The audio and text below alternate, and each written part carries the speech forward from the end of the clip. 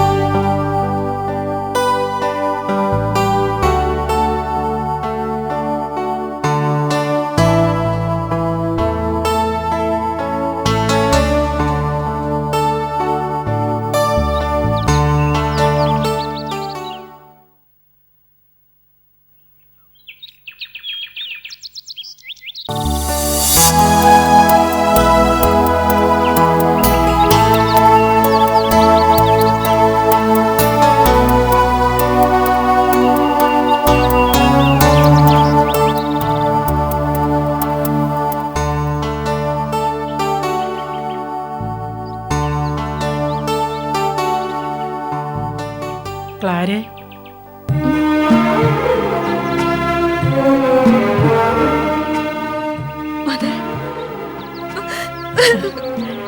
മോളെ എന്താ ഇത്?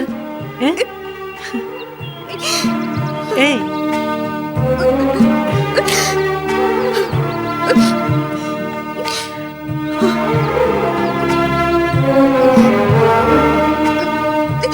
സ്നേഹമോൾക്ക് കുറച്ച് സ്വീറ്റ്സാ കൽക്കട്ടേന്ന് വാങ്ങിയതാ. ഞാൻ എത്തിയിട്ടിന്ന് 3 ദിവസമായി. ഇന്നെങ്കിലും നീ എന്നെ കാണാൻ വരുമെന്ന് ഞാൻ പ്രതീക്ഷിച്ചു. നീ എന്നിൽ നിന്ന് ഒളിച്ചോടാൻ ശ്രമിക്കുകയല്ലേ? നിനക്കെന്നോട് വെറുപ്പ, ദേഷ്യമുണ്ടോ? ഞാനെന്തിനു മദറിനോട്? ഞാനല്ലേ രേണുകയെ കണ്ടെത്തിയത്. ദൈവഹിതം മറച്ചു വയ്ക്കാൻ നമുക്കാവില്ല കുട്ടി. അല്ലെങ്കിൽ തിടുക്കത്തിൽ ഇങ്ങനെ ഒരു കൽക്കട്ട യാത്ര എന്തിനായിരുന്നു? ദൈവമായിട്ട് അയച്ചതാണ് എന്നെ. എല്ലാവരും മരിച്ചുവെന്ന് വിശ്വസിച്ച് രേണുകയെ കണ്ടെത്താൻ ദൈവം എന്നെ തന്നെ നിയോഗിച്ചു എന്ന് പറയുന്നതാവും ശരി. കൽക്കട്ടയിൽ നിന്നും സിസ്റ്റർ വിമലയെ കാണാൻ ബാംഗ്ലൂർക്ക് പോയതാ ഞാൻ. അവിടുത്തെ അഗതി മന്ദിരത്തിൽ വെച്ച് രേണുകയെ കണ്ടു. കണ്ടുമുട്ടുമ്പോൾ അവൾ വല്ലാത്തൊരവസ്ഥയിലായിരുന്നു. ഉടനെ തന്നെ ഞാൻ അരുന്ധതി മേനോനെ വിവരം അറിയിക്കുകയായിരുന്നു. അതിനെന്താ മദർ? മദർ ചെയ്തത് ഒരു നല്ല കാര്യമല്ലേ? പക്ഷേ അത് ക്ലാരയ്ക്ക് ഇല്ല മദർ, ഇല്ല. എനിക്കൊരു വിഷമവുമില്ല, എനിക്കൊരു വെറുപ്പുമില്ല. കരയാതിരിക്കൂ കുട്ടി. നമ്മൾ ദൈവത്തിന്റെ കയ്യിലെ വെറും കളിപ്പാവുകൾ മാത്രമാണ് മോളെ.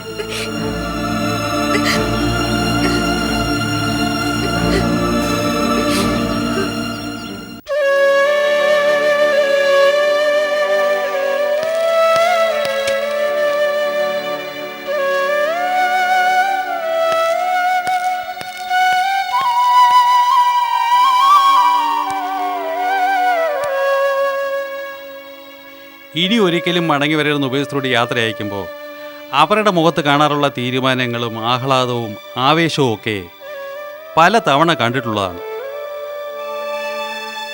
പക്ഷേ താൻ മാത്രം എന്താടും ഇങ്ങനെ?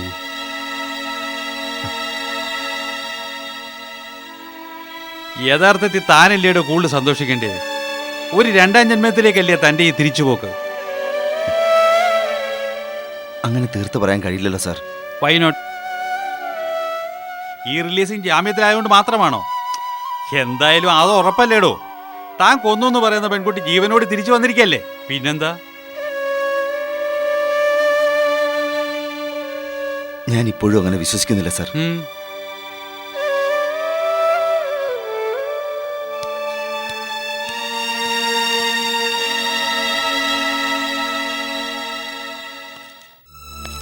May I come in, sir? Yes. Thank you.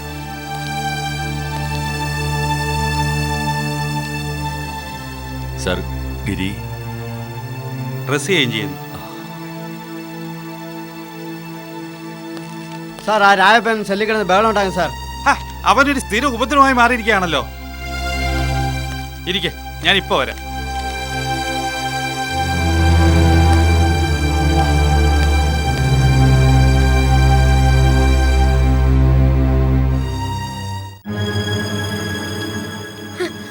വെളുപ്പാങ്കാലത്തെ ആരോടും പറയാതെ പായെന്ന് കണ്ടപ്പോഴേ വിചാരിച്ചു പെങ്ങളെ കെട്ടിയിരുന്നാലും ഇവിടെ വന്ന് അടയിരിക്കാനാന്ന്.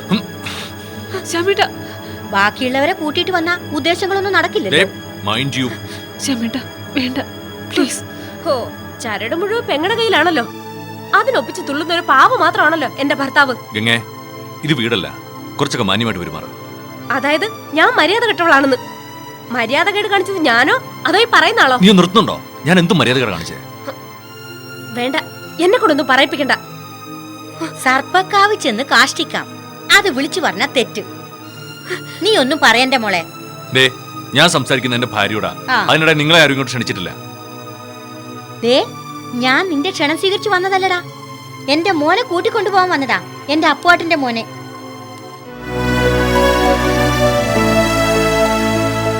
മോനെ, എന്റെ ഗിരിമോനെ, നീ ആകെ കോലം കെട്ടു പോയല്ലടാ. ഇത് കണ്ടില്ലേ ഗംഗമോളെ?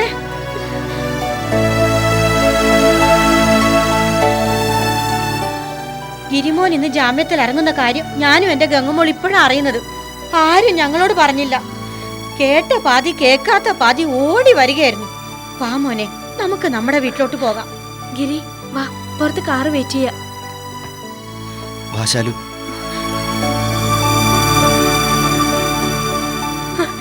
ഞാൻ കൂട്ടിക്കൊണ്ടു പോവാന്നത് നിന്നെയാ, എന്റെ ആങ്ങളെ. ദേ, അതും ഇതും പറഞ്ഞ് നേരം കളയാതെ നീ ഇവനെ വിളിച്ചോണ്ട് വാ മോളെ.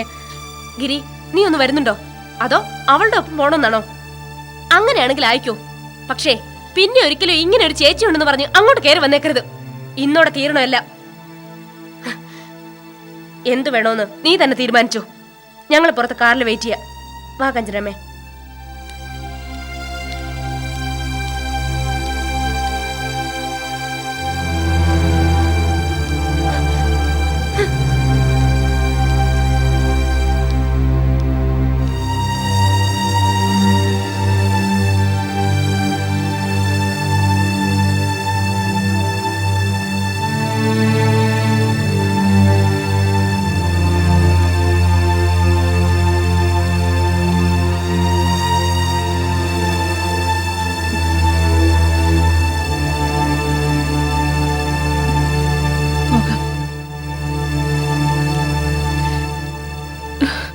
ശ്യാമേട്ട,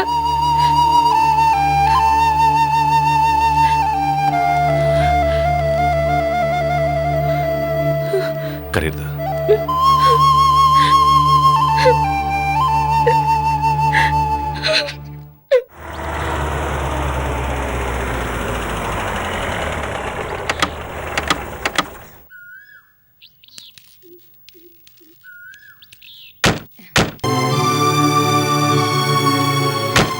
വാ.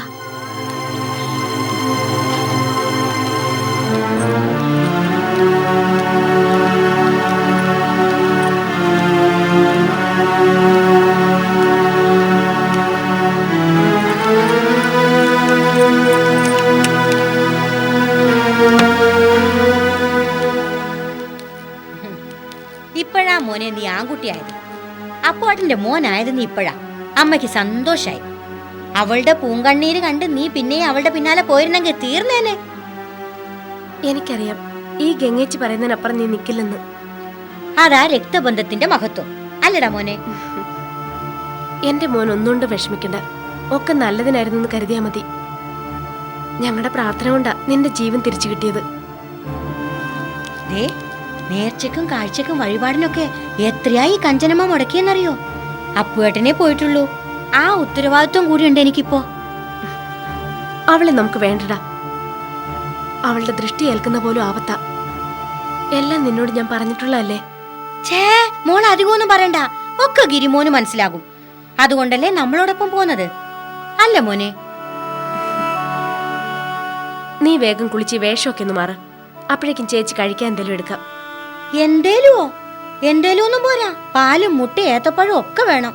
കൊറേ ദണ്ണമറ്റ ശരീരമാ. പോരാത്തതിന് ഉപ്പും എരിവും ഒന്നുമില്ലാത്ത ജയിലിലെ ആഹാരവും. ഓ കണ്ടില്ലേ വളറി വെളുത്ത്. ആ ചേലപ്പള്ളിയിലെ കൊച്ചുവൈദ്യനെ കണ്ട് ഉടനെ എന്തെങ്കിലും ദേഹരക്ഷയും ചെയ്യിക്കണം.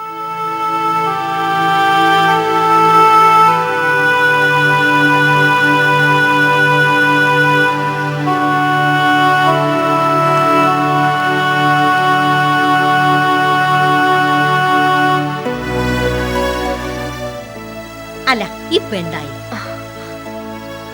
വാര്യത്ത് അദ്ദേഹം പറഞ്ഞത് അക്ഷരം പ്രതി ശരിയാകുന്നുണ്ടല്ലോ. ആങ്ങളുടെയും പെങ്ങളുടെയും മുഖമൊന്ന് കാണേണ്ടതായിരുന്നു. ഇരുട്ടത് കിട്ടിയതുപോലെ ആയി രണ്ടും. എനിക്കെന്തോ ഇപ്പോഴും അങ്ങോട്ട് വിശ്വാസം വരുന്നില്ല. ഗിരിയുടെ സ്വഭാവം അറിയില്ലേ, എപ്പോഴാ സ്വഭാവം മാറുന്നെന്ന് പറയാൻ പറ്റില്ല. അങ്ങനെയൊന്നും മനസ്സ് മാറില്ല മോളെ. അതിന് നീയാ ശ്രമിക്കേണ്ടത്. കൂടപ്പിറപ്പ് സ്നേഹമുള്ളവനാ ഗിരി. അത് വേണ്ട വണ്ണം മുതലാക്കിയാ മാത്രം മതി. എന്നാലും ഗിരിയുടെ കുഞ്ഞിനെ പ്രസവിച്ചവളല്ലേ ശാലു. അവൻ അത്ര പെട്ടെന്ന് അവളെ അങ്ങ് മറക്കാൻ കഴിയൂ? ദേ നിന്റെ ഈ ഇടക്കിടക്കുള്ള മനംമാറ്റം എല്ലാത്തിനും കുഴപ്പം. മറക്കാൻ പറ്റില്ലെങ്കിൽ മറപ്പിക്കണം. അവിടെയാ നമ്മുടെ മിടുക്ക്. വാര്യത്ത് അദ്ദേഹം പറഞ്ഞതെന്താ? ഉന്തിന്റെ കൂടെ ഒരു തള്ളും കൂടെ. ആ തള്ളാ നമ്മൾ കൊടുക്കേണ്ടത്. വേണ്ടതെല്ലാം വാര്യത്ത് അദ്ദേഹം ചെയ്തിട്ടുണ്ടല്ലോ. ഇനി മാറ്റങ്ങൾ ഓരോന്ന് പടി പടിയായി ഇറങ്ങി വരുന്നത് മോള് കണ്ടോ? ആ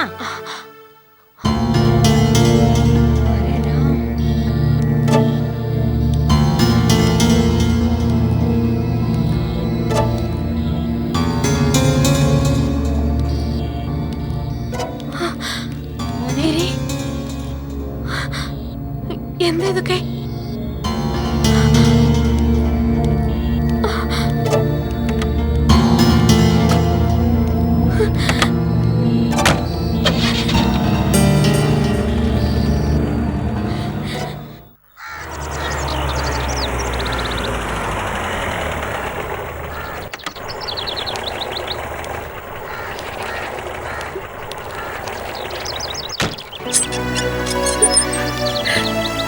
ശാലു